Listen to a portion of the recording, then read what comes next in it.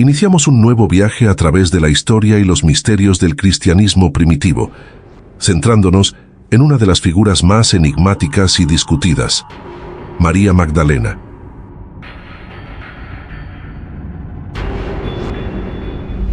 Este episodio descubre no solo su papel en la resurrección de Jesús, sino también en los escritos que llevan su nombre, tratando de explicar por qué su evangelio no fue incluido en la Biblia de los cristianos.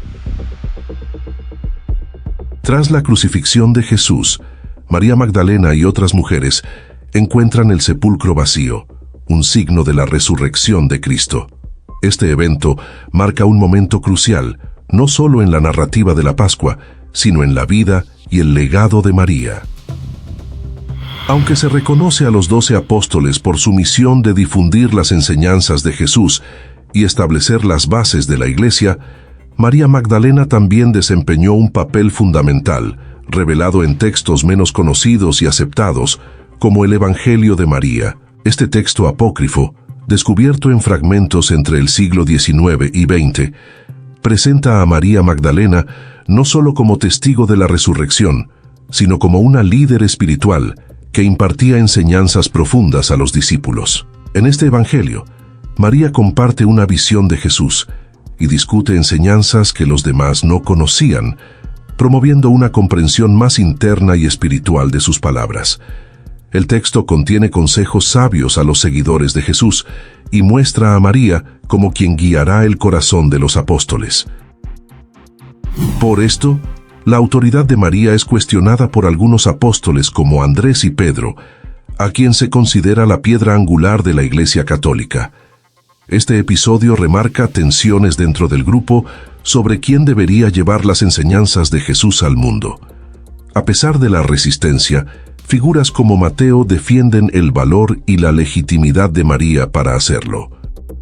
En ese punto, podríamos pensar que el apóstol Pedro trató de marginar a María Magdalena. El temperamento de Pedro, según la Biblia, se caracterizaba por ser impulsivo y apasionado. A lo largo de los evangelios, se observan varios episodios que muestran estos rasgos de su personalidad.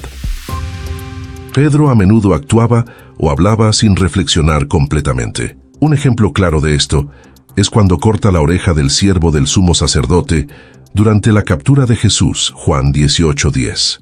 En otro momento, al ver a Jesús caminando sobre el agua, Pedro decide saltar de la barca e intenta caminar sobre el agua hacia Jesús, pero comienza a hundirse cuando se da cuenta del fuerte viento. Mateo 14:28-30. Pedro mostraba una gran pasión en su devoción a Jesús.